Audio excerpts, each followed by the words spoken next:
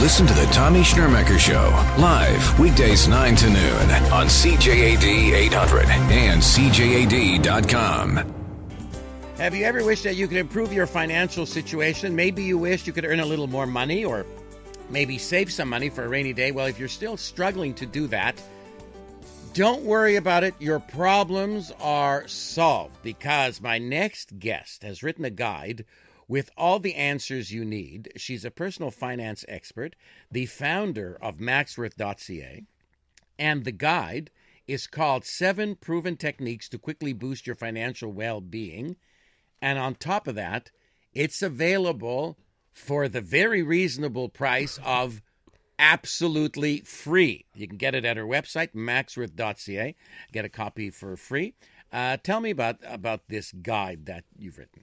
Well, I wanted to put something together where people who are struggling financially, who feel like they're living in financial chaos, they know they have to do something. But it looks like a mountain and they don't know where to start. What do I even have to do?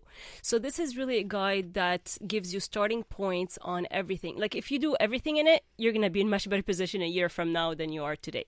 So it's really pinpointers on how to do it. All right, let's look at the various techniques. The technique number 1 is become crystal clear about where you financially stand today. What would that be about? Well, again, I just mentioned financial chaos. I meet a lot of people living in a financial chaos or financial fog, if you want to put it that way. So the first thing is to really get out of the fog. And the reason you do this is by being very honest with yourself. Sit down, list all your assets, list all your debts, look at them, look at the interest rates you have. And one of the things you can do with your assets minus your debts is to figure out your net worth. Now, I equate net worth to your weight. You know, let's say you want to go on a diet. First thing you do is you step on the scale to see where are you starting. So if you calculate your net worth today and then you recalculate it once a year, it's not a weekly exercise, it's really once a year exercise. Then you know next year, oh, so this is what was my value last year, what was my financial weight, let's say, and this is where I'm at today. Did it improve by how much? So it gives you an idea about how you're progressing. So this is one of the things you can do. Of course, knowing your deficit, your monthly deficit. So you know you live beyond your means, you know you're using your line of credit every month, but sit down and do the exercise to really figure out by how much are you in deficit every month. Are we talking about $100 or $1,000 or $5,000? Because depending on that figure, you're going to be able to change your spending habits accordingly, according to how big your deficit is. I love the technique number 2. Mm-hmm. It's called Discover Your Latte Factor. What is the latte factor? Well, latte factor really comes from, it could be your daily coffee. Really, this is the example that comes to people's mind, but it can also be a lot of other things. I mean, I heard you a bit earlier talking about the parking meters. Yeah. Parking meter is a latte factor, you know, when you're spending, you know, $2 here, $5 there. And by the way, I have a technique for people not to to get ripped off, like you were mentioning, yes. You know, the 15 minutes. How's that? What's the technique? The way I do it is I put a timer on my phone a minute or two before the parking meter expires. Okay. I don't wait for the city to text me 15 minutes before. I put my own ringer on my phone and I know that I'm losing like a minute or two. Okay, here's a trick for your listeners. But your latte factor can also be the lottery tickets, right? You see these lineups at the lottery booth.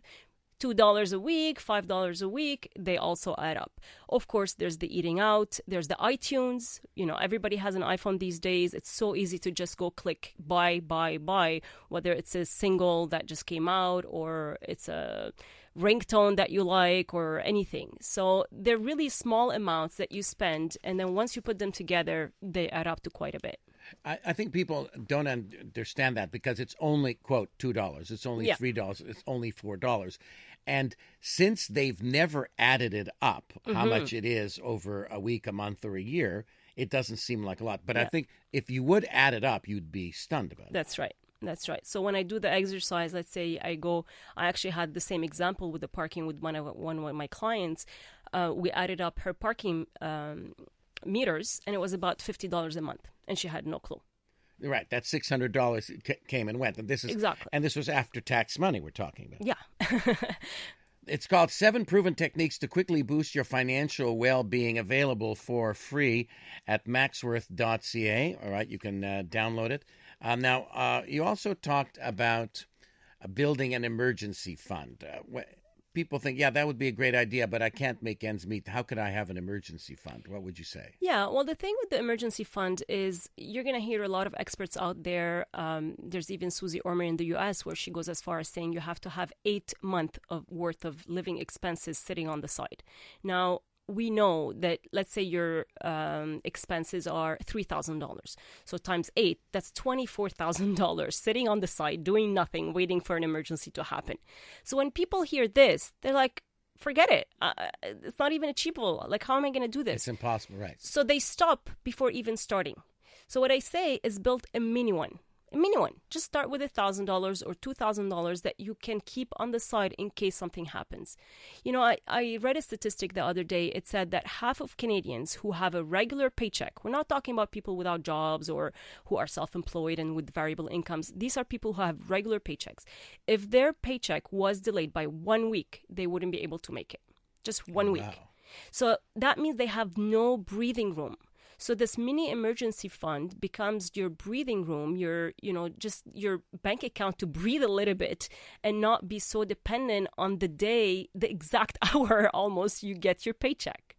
So aim for 1,000, and then once you get there, you're going to feel better about yourself. And if something comes up and you're able to cover it with that emergency fund, you're going to feel way better than using your line of credit.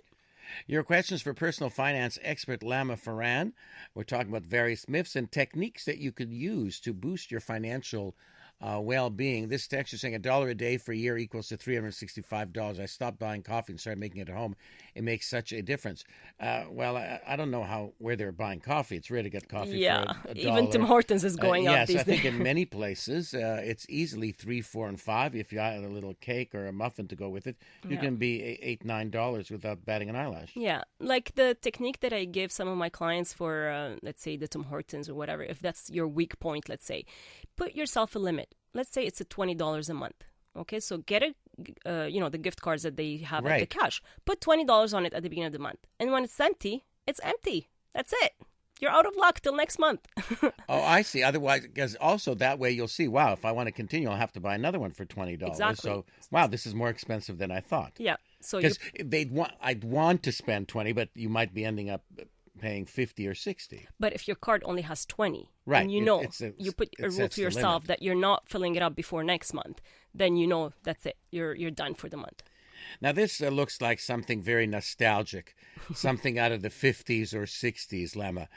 Technique number 4, which is save now, buy later. Yeah, I know. It sounds crazy, doesn't it? It does, because it's get everything now for free, pay nothing. Years from now, you'll have to pay us. Yeah. So tell me about save now, buy later. Yeah, well, it goes against everything that you're hearing out there, which is buy now, pay later. The buy now, pay later, the thing is, you have to understand, the retailer is not getting their money today. There's a cost for that. They're not doing it because they like you. They're doing it because it makes them money. Okay. So they're kind of hiding that cost inside of it, and you're not even aware of it.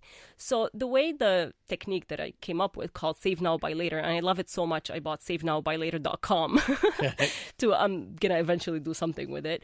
Basically, you need a couch, okay? So the couch is $1,200. Well, that's $100 a month that you're going to take from your paycheck or from your account, put it on the side in an account called Couch, and in a year from now, you buy it versus going to any of these stores and you buy it today and you pay it over the next 5 years. But people are going to say, but I want the couch today. In other words, and if I can pay it, why don't I can use it now while it's unpaid for? Yeah, well, this is where the instant gratification comes in. And, you have to differentiate between your needs and your wants. And really, if you look into it, it's probably a want most of the time.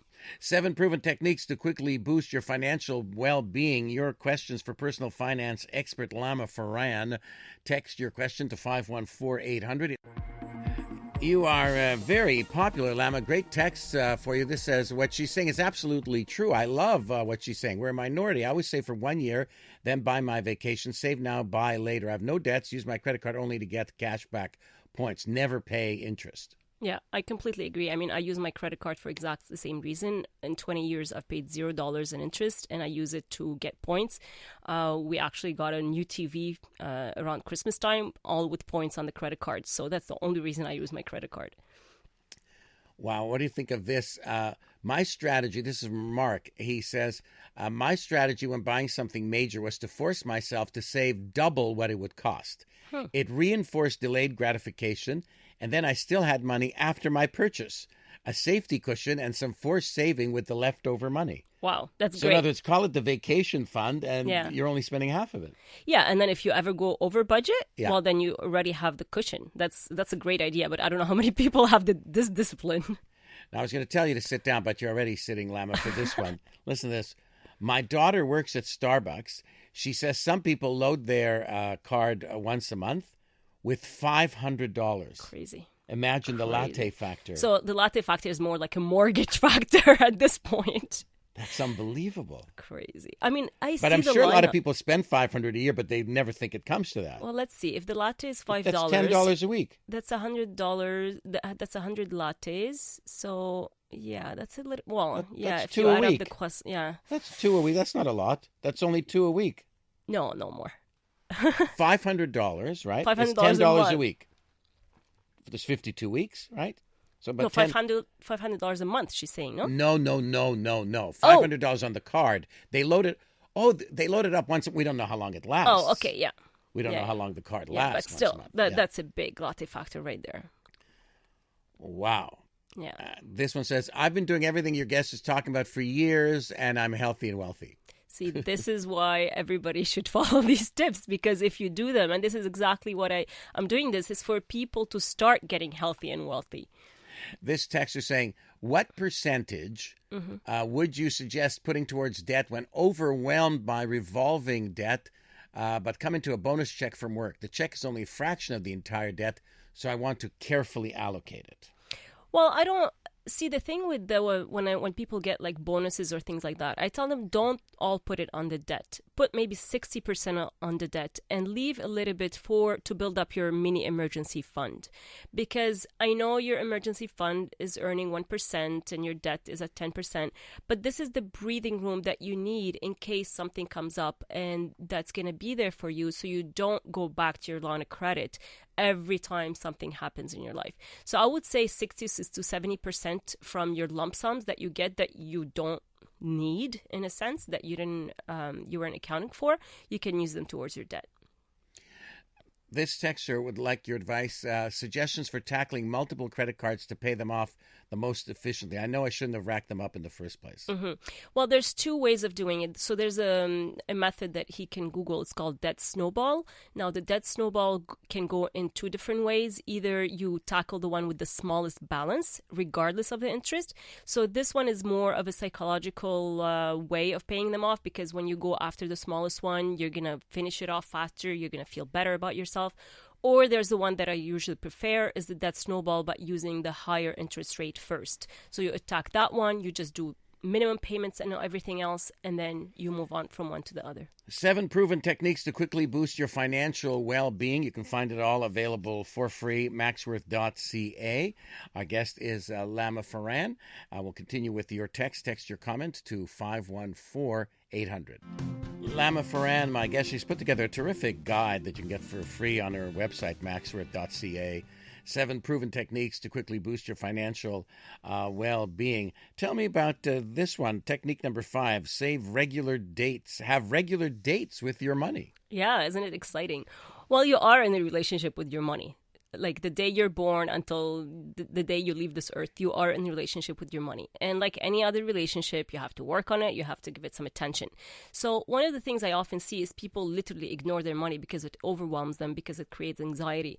So when you get in the habit of looking at your money status and money business, you get less anxious about it, and then you give it the attention it deserves, and it behaves better when you do that. So there's some things that you can do on a weekly basis, some on a monthly basis, some, I mentioned earlier, for example, calculating your net worth on a yearly basis. So there are things that I explain in more details that you can do regularly to have a date with your money. And of course, if you are in a real relationship with somebody else, they have to be at that date. Both of you sitting down and talking about money. This is intriguing. This text is saying, "Hi, Tommy. I give myself an allowance of X amount of dollars. I put it in my wallet. Any expenses come from the wallet. As my grandfather said, $1 saved is $1 earned. My friends call me cheap. I say frugal. I would say frugal. Because people, again, maybe the friends that are calling him cheap are racking up credit cards, which he isn't. So, cheap is maybe the better way of feeling better about themselves, right? About what they're doing. Right. More a comment on them than on him. Yeah. This texter, Jad, says, I'm 28. I make around $120,000. My wife around $70,000. We spend my salary and save and invest all of her salary. That's great. Is that a good idea? This is really living within your means or even below your means, because it's when you live below your means that you're able to save and, have a good fund for your retirement and for your vacations or whatever your values are.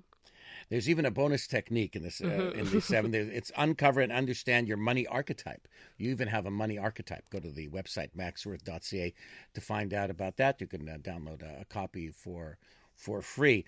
Tell me about the mastering the art of mindful spending. Yeah, I mean, mindfulness is just being in the present moment when you're doing something. So when mastering the art of mindful spending is really just being more in the moment when you're about to spend and understanding why you are spending, right? So ask yourself the questions: why am I buying this thing? Is it just because I want to feel better about myself? Is it because I had a stressful day at work? Is it because my neighbor got it? It's on sale. Yeah, I don't know about that. That's not a good enough reason, right? Lama Farhan, always a pleasure. MaxWorth.ca, the website. News Talk Radio, CJAD 800, CJAD.com.